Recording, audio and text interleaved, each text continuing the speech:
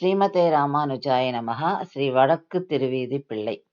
இவர் ஸ்ரீ வைஷ்ணவ குரு பரம்பரையின் ஆச்சாரியர். ஆனி மாதம் சுவாதி நட்சத்திரத்துல 12ஆம் நூற்றாண்டில் ஸ்ரீரங்கத்தில் அவதரித்தவர். இவர் ஸ்ரீ ராமானுஜரின் காலத்திற்கு பின் ஆச்சாரியராக இருந்தார். ஸ்ரீ ராமானுஜர், ஸ்ரீ எம்பார், ஸ்ரீ பராசர பட்டர், ஸ்ரீ நஞ்சீயர், ஸ்ரீ நம்பிள்ளை, அதற்கடுத்தாற்போல் ஸ்ரீ வடக்கு திருவீதி பிள்ளையின் காலம்.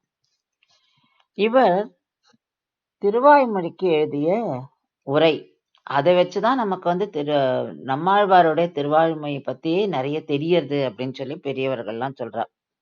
இவருடைய ஈடு 36,000 படி உரை மிகவும் பிரசித்தமானது.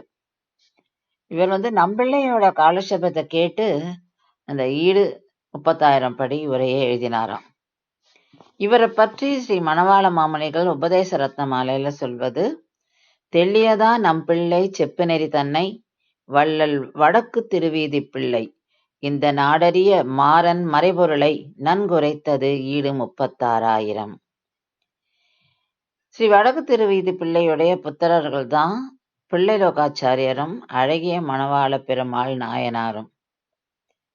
இவர்கள் ஸ்ரீ வைஷ்ணவ சம்பிரதாயத்துக்கு நிறைய கைங்கரியம் பண்ணியிருக்கார். ஸ்ரீமதே ராமானுஜாய நமஹா.